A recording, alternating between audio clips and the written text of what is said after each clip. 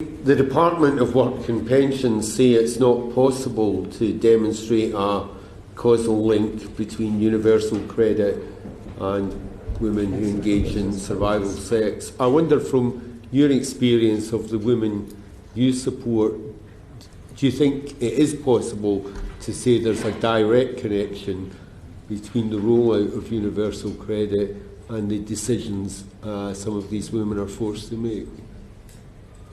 I think for us at Changing Lives, what we find is that there are issues which we could sort of list now or later that exacerbate financial hardship, which universal credit. So it's about the poverty that women, economic hardship that people find themselves in, but universal credit has really exacerbated that.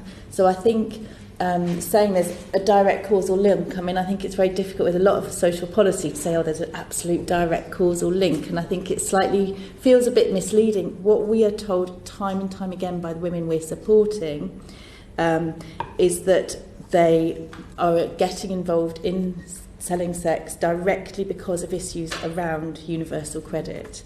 One woman who we took to a food bank in Doncaster said, I don't have to go out to sell sex now. So, we have that direct link. We have seen numbers increasing of women starting to sell sex and they haven't done that before. One of our staff said, we see numbers increasing of women who have not done this before. A couple of women just went out to get £5 for their electric. We also see women, as Amber said, who've stopped selling sex. And we have a woman who hadn't sold sex for 17 years going back onto the streets. I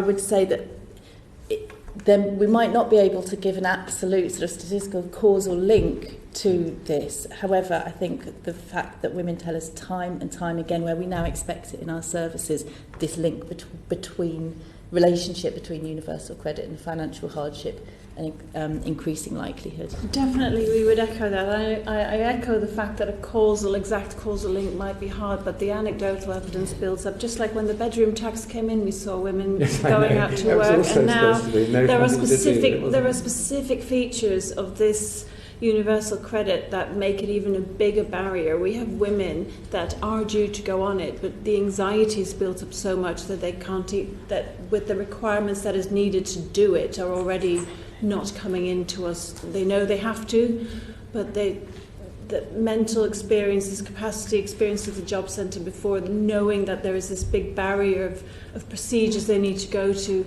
cannot start that process. So the idea that it is a safety net doesn't really feel like a safety net when arrears are taken off and when they are eventually getting their payment, their rent is taken off. We had one woman, her second payment was 118, and when she questioned it, when she finally got through, she said, well, you're in arrears with council tax and rent.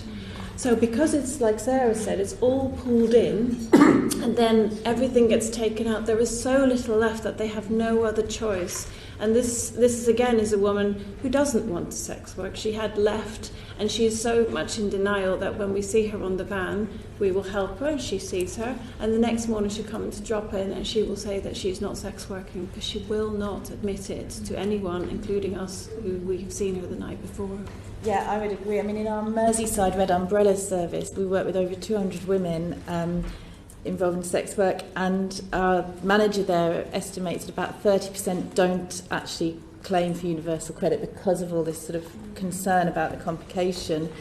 I think there's the other, many of the women we support don't have bank accounts, or they can then nominate somebody else to have the money put in the bank account, and we have numerous examples of women saying that the money that other person they've nominated just gets stolen, because quite often that's an abusive partner's bank account, and that financial abuse is very real for a lot of the women we support.